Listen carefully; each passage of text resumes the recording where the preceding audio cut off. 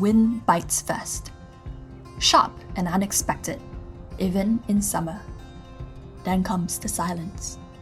The kind that blankets the valleys, broken only by the distant echo of streams and the soft call of sparrows.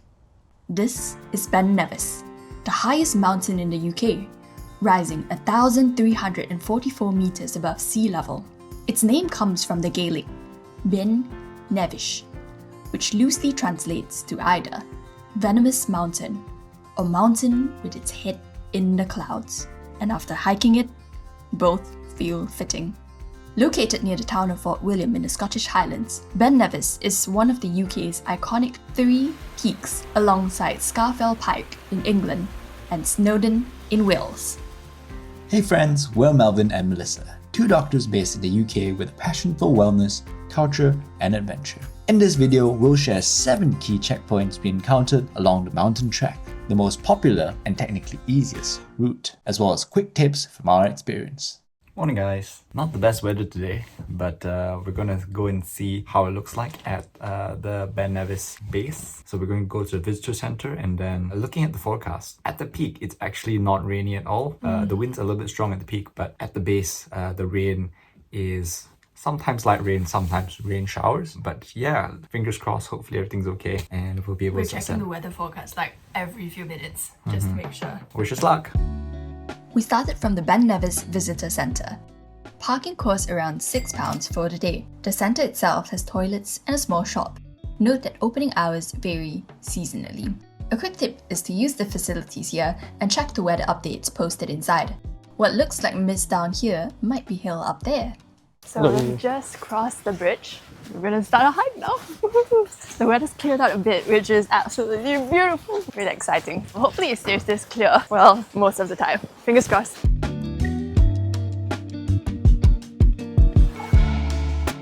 Checkpoint 2. Mountain Track Junction.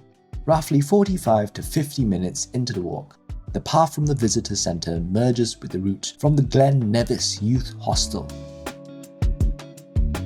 Hey guys, just starting a hike.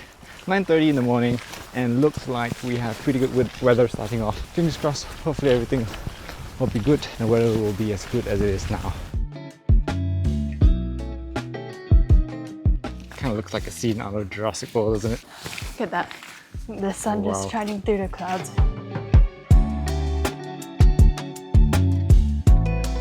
I think we're about maybe a quarter away. You can feel the temperature change. It's a bit more cooler now. That was starting quite a bit just now. You cross a small wooden bridge. This is the official start of the continuous climb. From here, the well-maintained stone path zigzags gradually upward. The view is beautiful. And that's the bridge where we came from just now. Seems like we've come a long way, but we have to go all the way there. And then somewhere there. There. I don't know if you can see, but there's like a tiny red dot that's someone walking, somewhere near the waterfall. And then into the clouds. After a steady incline, we reach checkpoint 3, Halfway Lochan. Despite the name, this point at 507 metres is not actually halfway. The Lochan rests quietly in a hollow, flanked by dramatic slopes. It's a scenic resting point and a good place to reassess your energy and the weather. Okay, we've just reached the halfway lock. Just beautiful. And you can see over there, that's where we came from. That part over there, a few hundred meters of slightly flat-ish land. So you've got some time to catch your breath. And then you see this lake. And it mentally prepares you from what lies ahead. You can see that's the zigzags. And on the map, it looks quite small, but actually it goes all the way there. That's just one zigzag, and I think there are 9. And you can't even see the others because it's behind the clouds. You know what I'm craving now? Hot pot. Oh yeah. Checkpoint number 4, the Red Burn. This marks the true halfway point and where the real work begins. Here, the burn, which means a small stream or brook, crosses the trail.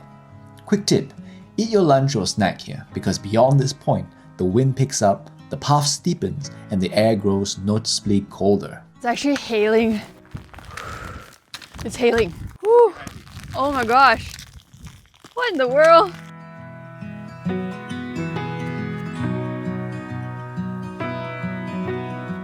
Checkpoint 5, the Zig-Zags. From Redburn, the path climbs into a switchback pattern known as the Zig-Zags. These are steep, exposed, and can be slippery. It's important to not shortcut across the Zig-Zags. The ground is unstable and has caused serious accidents.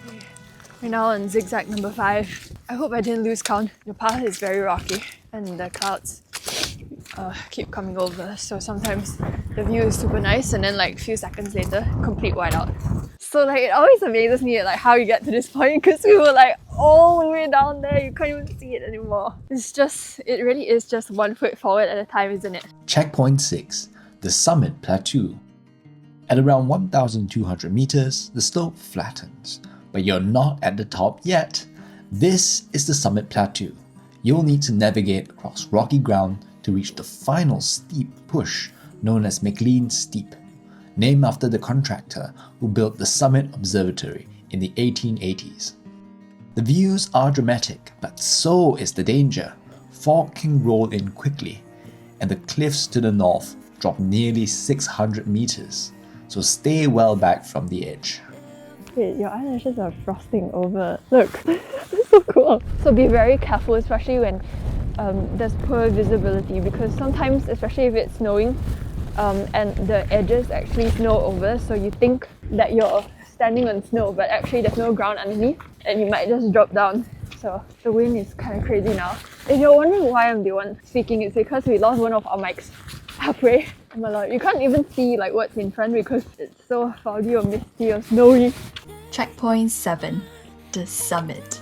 At 1,344 meters, the summit cane and the ruins of the old observatory stand as stark reminders of how extreme conditions can be. Even in summer, snow patches linger, and we were hit by sleet, hail, and wind that cut through layers. The shelter here is for emergencies only, but knowing it's there gives peace of mind. The summit is part of Ben Nevis estate, now cared for by the John Muir Trust. And while the views were shrouded in cloud when we reached the top, there's something humbling about standing on the roof of Scotland and the highest peak of the UK. Whether you're climbing for challenge or clarity, Ben Nevis demands both respect and preparation. Okay, so this is the cane for the World War. It's like -6 or -7 now. So here's 3 quick tips for hiking Ben Nevis. Number 1, prepare for all weather. Sunshine at the base doesn't mean safety at the top. Bring layers, gloves, and waterproofs, always. Even in the summer, my hands were feeling like they were gonna freeze right off. Number 2, start early. The hike can take 6 to 9 hours round trip, so starting early gives you time and safer daylight hours. Number 3, don't hike alone if you're new. Conditions change quickly, and the route finding in poor visibility can be quite tricky.